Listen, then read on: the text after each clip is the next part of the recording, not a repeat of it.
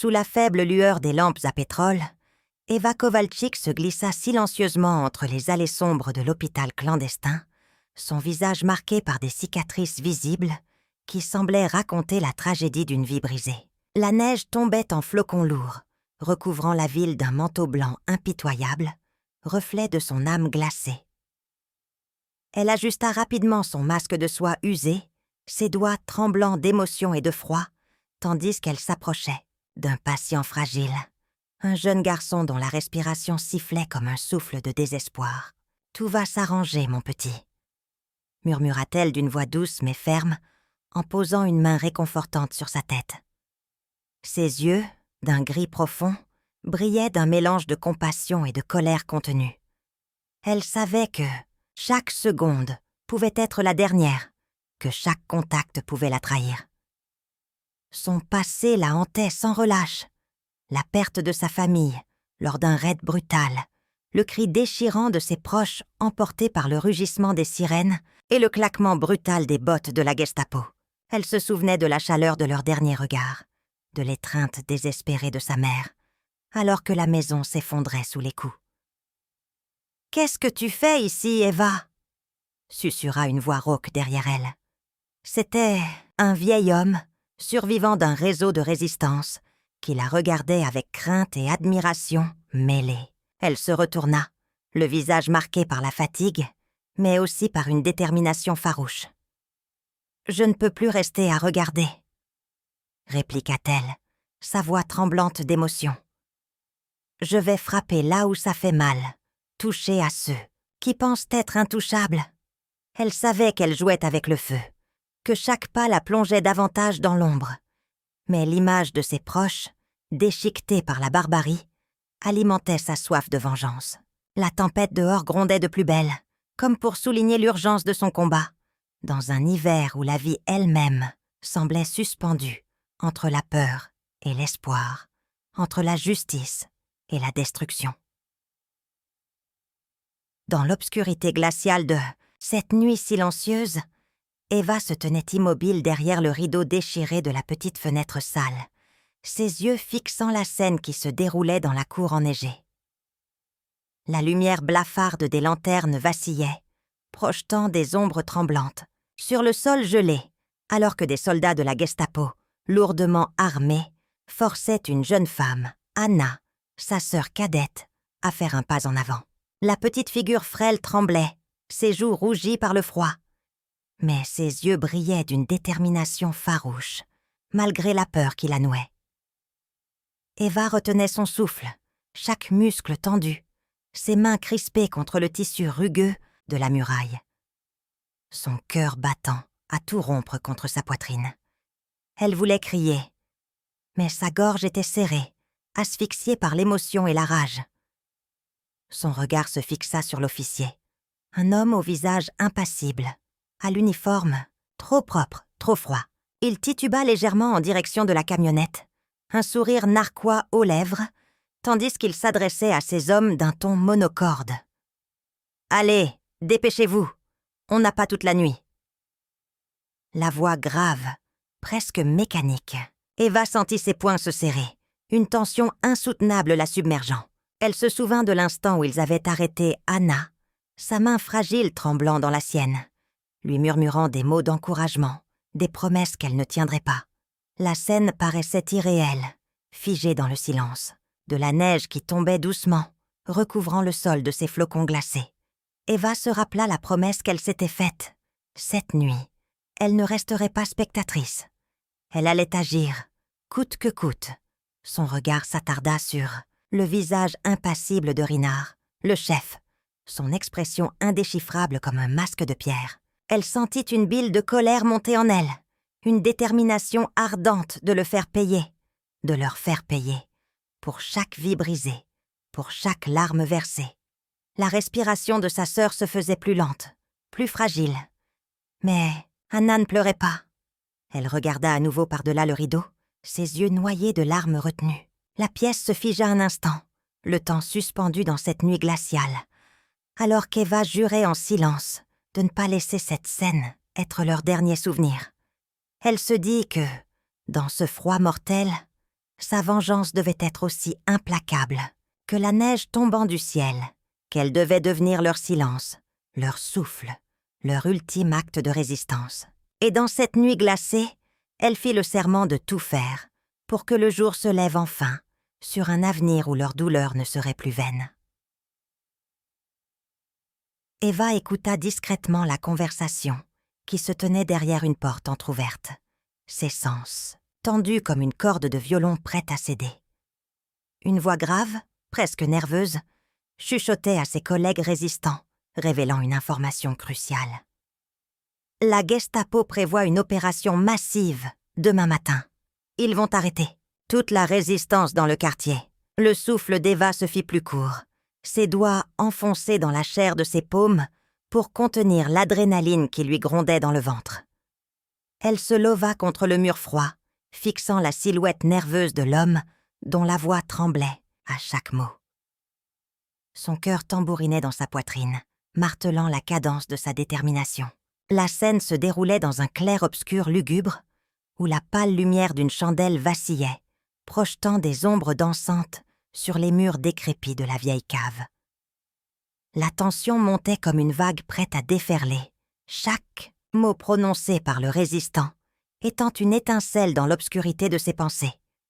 Il disait « On doit agir avant l'aube, si on ne veut pas finir en cage, ou pire. » Eva sentit un frisson glacé lui parcourir l'échine. Mais une flamme nouvelle s'alluma en elle, plus brillante que jamais. La menace était claire. La possibilité d'un massacre imminent la galvanisait. Cette opération était une ligne rouge qu'elle ne pouvait pas laisser franchir. Son regard se porta vers la vieille photo de famille qu'elle portait toujours, dans sa poche, comme un talisman contre l'oubli et la peur. Elle comprenait qu'il lui fallait agir. Et vite, son esprit s'affina, élaborant un plan audacieux, risqué, mais vital, pour infiltrer cette opération, pour empêcher ces arrestations massives et surtout pour sauver ceux qu'elle aimait encore.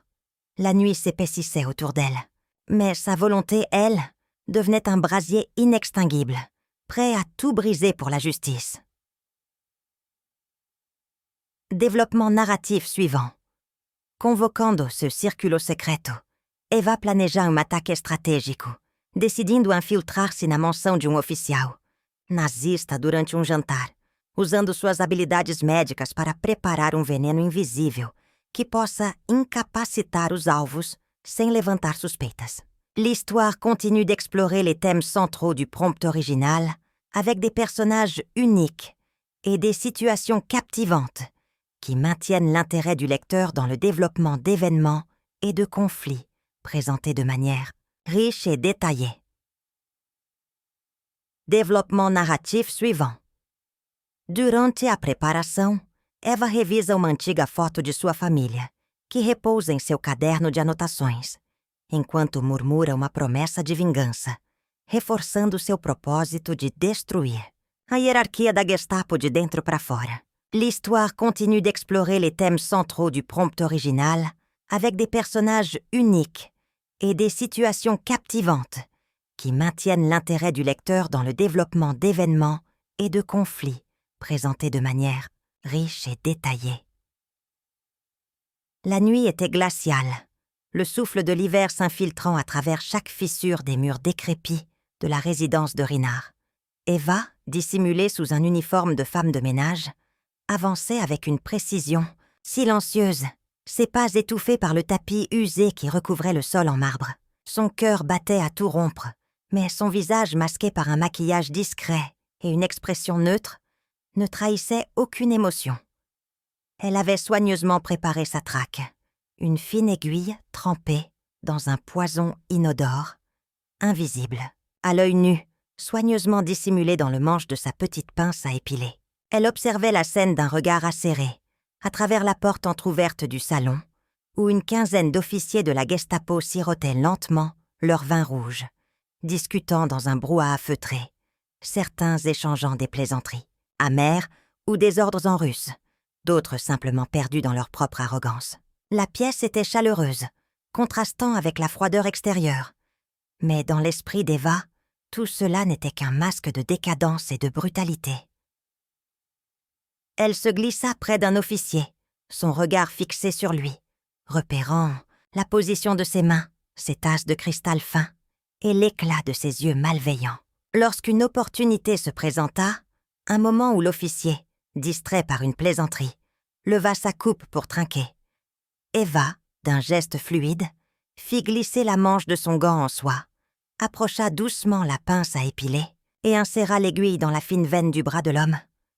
En un seul mouvement précis, elle libéra une petite dose de poison, puis recula, aussi discrète qu'un souffle de vent.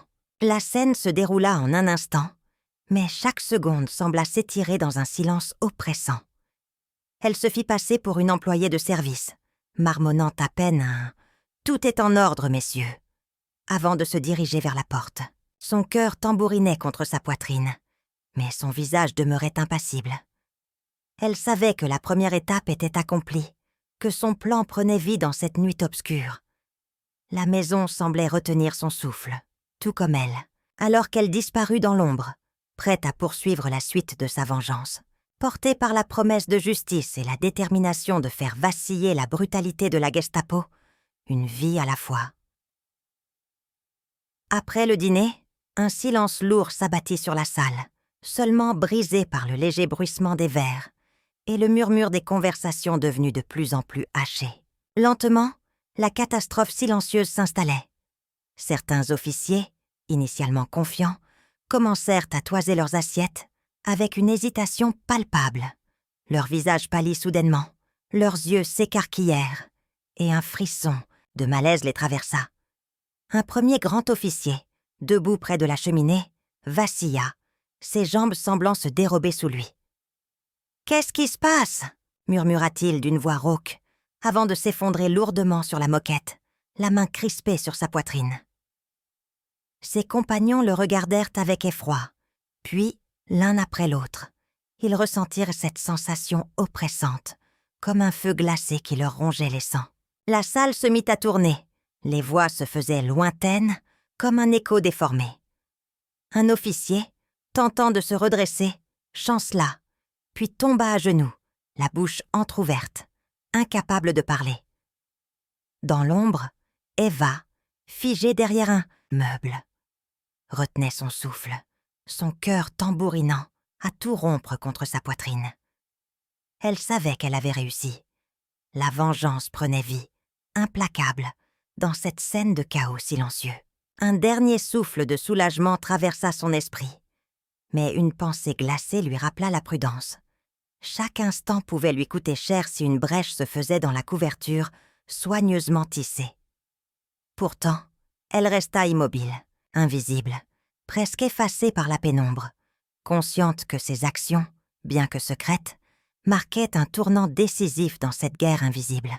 La pièce, emplie d'un parfum de peur et de désespoir, demeurait suspendue dans un équilibre fragile, tandis que la neige dehors continuait de tomber doucement, recouvrant les traces de cette nuit fatale d'un manteau silencieux.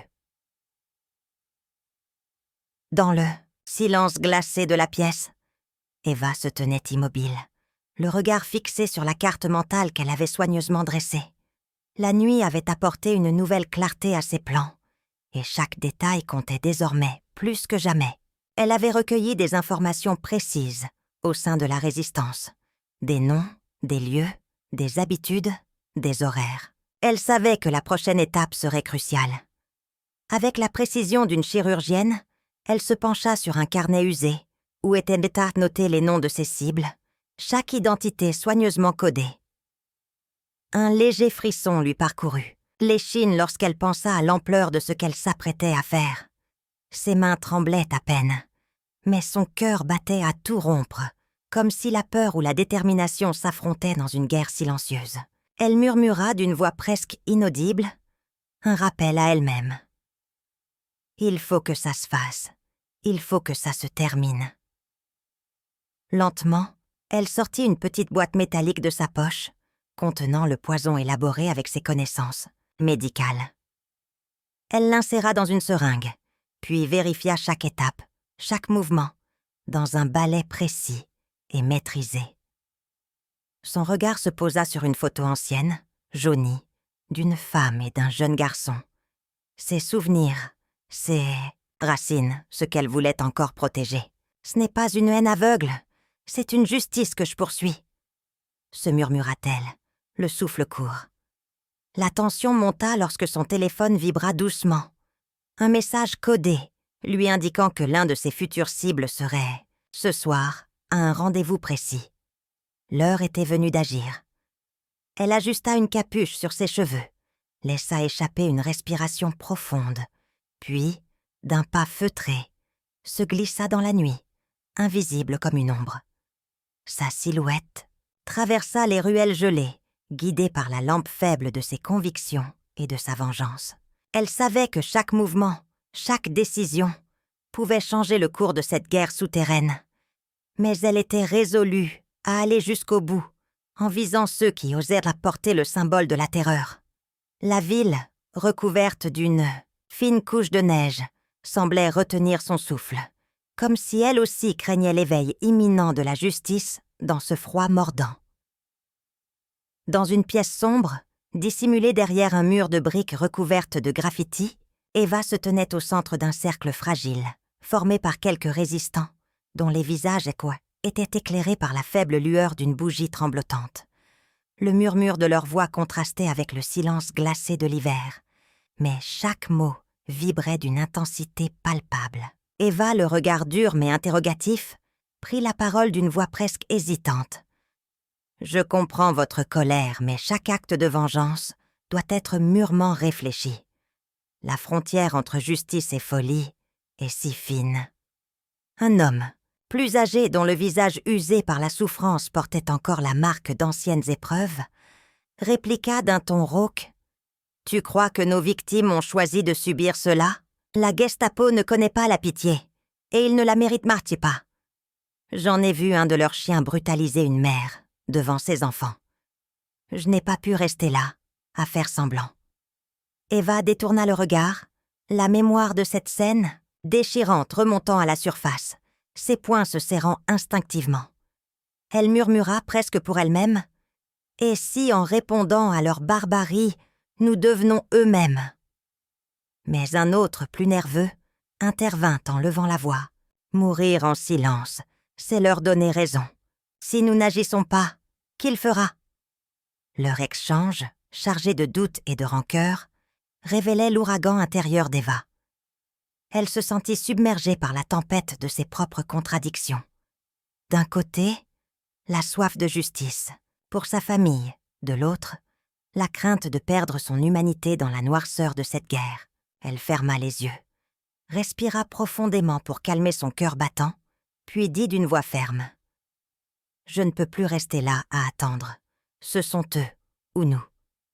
Si je dois me perdre pour que justice soit faite, alors qu'il en soit ainsi. Mais je vous promets que je ferai tout pour que chaque pas que je fais reste dans la lumière, malgré l'obscurité qui nous entoure. » La pièce devint silencieuse, sauf le souffle lourd de chacun, comme si la résonance de leurs convictions laissait entrevoir un espoir ténu, fragile, mais bien réel.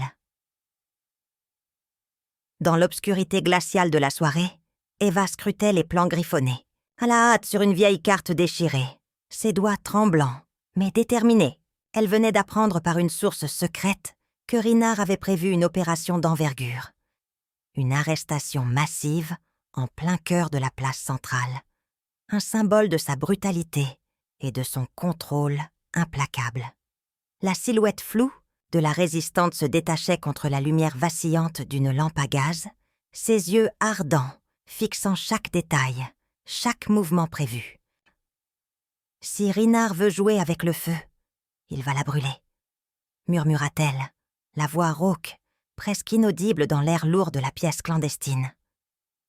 Elle saisit un ancien sac de voyage, y glissa quelques fioles de poison préparées avec soin, de petites capsules incolores, presque invisibles. Son plan devait être radical, infiltrer l'événement en se mêlant à la foule, déguisée en civique, pour déposer ses pièges au moment critique. Lorsqu'ils seront tous rassemblés, je lancerai mon attaque, pensa-t-elle, le cœur battant comme un tambour de guerre. Elle ferma les yeux un instant, imaginant la scène. La place, vibrante de voix, de pas pressés, de regards suspicieux, et elle, au cœur du tumulte, prête à faire sa justice. Elle savait que chaque seconde comptait, que la moindre erreur pourrait lui coûter cher. La lune brillait d'un éclat glacé, reflétant la détermination qui l'animait. Elle prit une profonde inspiration, puis, d'une voix résolue, déclara « Ce soir, je vais toucher au cœur du monstre. Qu'il se souvienne que même dans la nuit la plus sombre, une flamme peut tout embraser. » La réponse ne vint que par le silence. Mais dans ses yeux brillait l'étincelle d'un feu inextinguible, prête à tout pour faire vaciller l'ordre établi. Au cœur d'une pièce sombre, où seule la faible lueur d'une chandelle tremblait, Eva se tenait immobile, la respiration haletante. La pièce sentait la sueur, le métal chaud, et la peur viscérale qui lui nouait l'estomac. Devant elle, un jeune homme, son visage marqué par la douleur et l'effroi, confessait tout dans un souffle brisé. « Je ne peux pas. Je suis désolé, Eva, » balbutia-t-il, ses yeux emplis de larmes, tentant désespérément de dissimuler la trahison qu'il venait d'avouer. La jeune femme sentit le poids de la culpabilité l'accabler soudainement, comme une pierre glacée qui glissait de ses épaules. Son cœur, qui battait à tout rompre, avait cette sensation déchirante d'un conflit intérieur. D'un côté, la justice qu'elle poursuivait avec acharnement, de l'autre, la compassion qu'elle ne voulait pas perdre. Elle leva la main vers lui, tremblante, et ses mots, rauques, trahirent dans son trouble. « Tu as parlé, tu as brisé la confiance. » Sa voix se brisa, vibrante d'émotions contenues, tandis que ses doigts effleuraient à peine la pièce d'un mélange de dégoût et de compassion. La torture avait laissé une marque indélébile sur son âme, tout comme la trahison de cet informant. Elle voulait s'en convaincre, qu'elle agissait pour le bien. Mais chaque seconde de cette scène devenait un miroir cruel de ses propres limites. La tension montait, le tic-tac d'une horloge, le silence pesant, le regard lourd de l'homme, qui attendait son jugement. Eva sentit une larme perler, brûlante, au creux de son œil, tandis qu'un frisson glacé parcourait son corps. Elle se demanda si la justice pouvait encore rimer avec pitié, ou si, au détour de ses actions, elle était déjà devenue la monstruosité qu'elle voulait détruire. La peur de la défaite morale, d'être piégée dans une spirale sans issue, s'amplifiait en elle, comme un feu sourd qui menaçait de tout consumer, jusqu'à la dernière étincelle d'humanité qui lui restait. Développement narratif suivant. Uma noite, Eva quase é descoberta por oficial vigilante, mas consegue escapar por pouco, escondendo-se na neve pesada, enquanto seus pensamentos se voltam ao seu objetivo final de desmantelar a liderança nazista. L'histoire continue d'explorer les thèmes centraux du prompt original avec des personnages uniques et des situations captivantes qui maintiennent l'intérêt du lecteur dans le développement d'événements et de conflits présentés de manière riche et détaillée. Développement narratif suivant.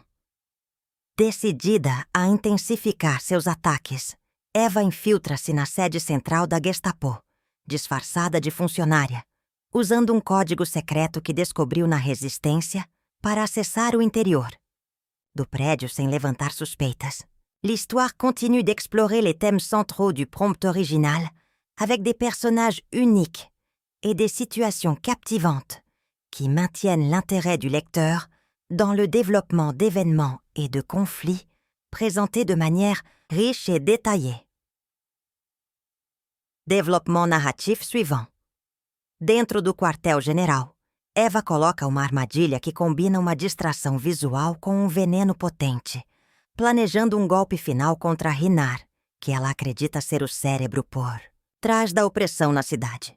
L'histoire continue d'explorer les thèmes centraux du prompt original avec des personnages uniques et des situations captivantes qui maintiennent l'intérêt du lecteur dans le développement d'événements et de conflits présentés de manière riche et détaillée. développement narratif suivant. Ao confrontar Rinar numa sala escura, Eva tenta manipulá-lo psicologicamente, usando palavras cortantes e uma arma de fogo escondida, enquanto ele, frio e calculador, tenta desmantelar sua coragem com ameaças e provocações. L'histoire continue d'explorer les thèmes centraux du prompt original avec des personnages uniques et des situations captivantes qui maintiennent l'intérêt du lecteur dans le développement d'événements et de conflits présentés de manière riche et détaillée. Dans l'obscurité étouffante de la pièce, Eva se tenait immobile, le souffle court mais le regard vif, comme une lionne prête à bondir. La pièce, à moitié éclairée par la lueur tremblante d'une bougie, baignait la scène d'ombres mouvantes, amplifiant le sentiment de danger imminent. Rinar, froid et impassible, se tenait face à elle, une arme à la main, ses yeux glacés, scrutant chaque mouvement, chaque nuance de peur, dissimulée derrière le masque de son arrogance. « Tu crois pouvoir me jouer un tour, petite résistante ?» lança-t-il d'une voix tonitruante, tout en avançant prudemment, ses doigts crispés sur son pistolet. Eva, patientant, esquissa un léger sourire glacial, puis, d'un geste fluide, elle sortit de sa poche un petit flacon, qu'elle dissimulait dans sa main tremblante. Elle savait que le moment était venu. Elle attrapa une vieille clé rouillée, qu'elle avait soigneusement préparée, et la jeta contre le mur d'un mouvement précis, déclenchant un mécanisme invisible. Une explosion de fumée épaisse envahit la pièce, dissimulant sa figure, dans un nuage opaque. Profitant de cette diversion, elle fit un pas furtif vers Rinar tout en parlant d'un ton ferme, mais calme. « Tu comprends maintenant que tu ne peux pas me manipuler, Rinar. » Rapidement, elle ouvrit le flacon, libérant une goutte de son poison mortel, qu'elle appliqua discrètement sur la poignée de son arme. Lorsqu'il tenta de la désarmer, elle fit un mouvement brusque, lui plantant la main où reposait la goutte, la peau de Rinar se contractant immédiatement sous l'effet du toxique, son visage se crispant dans une douleur sourde. « Tu as toujours cru être le maître de tout, mais cette fois, c'est toi qui tombes sous ton propre jeu. » murmura-t-elle, tandis que Rinar, incapable de résister, vacillait, ses yeux se brouillant dans une mixture de colère et de terreur. La fumée se dissipa soudainement, révélant Eva, qui, d'un mouvement rapide, fit glisser un dispositif explosif que ses soins avaient discrètement placé dans une alcôve, déclenchant une détonation contrôlée. La pièce retentit d'un grondement sourd, la poussière et la fumée s'élevant en volutes, tandis qu'au dehors, les sirènes se faisaient entendre, annonçant l'arrivée des soldats. Eva, respirant profondément, savait que son plan venait de réussir. Elle venait de laisser derrière elle un symbole de résistance, prêt à faire écho dans la ville glacée, jusqu'à ce que justice, ou peut-être la revanche, triomphe, enfin. Sous le ciel gris de Varsovie, où la neige recouvrait encore les ruines d'un hiver oppressant, Eva se tenait seule dans une ruelle déserte, ses épaules courbées par un fardeau invisible. Son regard, autrefois brillant d'une détermination farouche, était maintenant marqué par la fatigue et une mélancolie profonde. La victoire sur Rinar avait été un coup dur pour la Gestapo, mais à quel prix? La jeune femme sentit le froid mordant de la tempête hivernale s'insinuer jusque dans ses os, tandis qu'elle contemplait la silhouette effacée du visage de l'homme qu'elle venait de neutraliser. « Et maintenant ?» murmura-t-elle, sa voix presque syllabe dans le silence glacé. Son cœur tambourinait violemment, partagé entre la satisfaction d'avoir accompli sa mission et la crainte que ses actes ne la transforment en monstre. Elle se pencha pour saisir une petite boîte qu'elle avait dissimulée sous ses vêtements, un symbole fragile d'espoir, un dernier message de résistance qu'elle voulait laisser derrière elle. « Ce n'est pas fini !» souffla-t-elle, en fixant la neige qui tombait doucement, comme une bénédiction ou une malédiction. Dans un geste lent, elle déposa la boîte au pied d'une vieille statue. Un ange de pierre, aux ailes cassées, symbole de la ville blessée, mais toujours debout. « Que ce secret inspire ceux qui suivront », pensa-t-elle. une larme froide roulant sur sa joue. Sa respiration se forma en nuages éphémères, reflet de ses pensées en tempête. Le murmure du vent semblait lui répondre, porteur d'un appel silencieux à continuer ou à disparaître, selon la décision qu'elle prendrait dans la nuit. Eva savait qu'elle ne pouvait pas se permettre de rester là. La guerre n'était qu'un début, et chaque pas vers la liberté exigeait un sacrifice, une ombre portée sur son âme. Elle se détourna lentement, disparaissant dans l'obscurité, laissant derrière elle une trace éphémère mais puissante dans la blancheur immuable de la neige. Un symbole discret mais indélébile d'un courage indomptable au cœur de l'hiver, polonais. Dans un dernier souffle de silence, Eva s'enfonça dans la neige épaisse, ses pas traçant des marques éphémères dans le blanc immaculé, comme si la terre elle-même voulait effacer le sang versé. Son regard se porta un instant sur le flocon qui tombait doucement, lissant le silence glacial. Puis, il se posa sur la petite photo qu'elle serrait contre sa poitrine, trempée de larmes gelées. La photo usée de sa famille, déchirée par la guerre, mais encore si vivante dans ses mains tremblantes. Elle murmura presque pour elle-même, d'une voix rauque, « C'est fini ». Son souffle se mêlait aux cristaux de glace, formant un nuage fugace, reflet de ses pensées tourmentées. Lentement, elle glissa la photo dans la poche de sa veste, comme un talisman contre l'oubli, contre l'anéantissement de son humanité. Son visage, marqué par la fatigue et la détermination, se tourna vers la silhouette sombre de la ville, qui s'éveillait peu à peu sous le poids de l'hiver. Un murmure s'éleva dans l'air froid, comme un adieu silencieux. Que la nuit emporte mes actes, mais que la lumière, un jour, renaîtra. Elle se redressa, sa silhouette disparaissant dans la brume blanche, laissant derrière elle une trace fragile, mais indélébile, celle d'une vengeance accomplie, d'un sacrifice silencieux. La ville, doucement, commença à respirer à nouveau, ses ruelles désertes portant l'écho d'un espoir fragile, comme un soupir après une tempête. Dans le lointain, le cliquetis d'un réveil, un murmure de renaissance, semblait lui confirmer que, même dans la noirceur, la lumière peut parfois renaître d'une tombe de neige.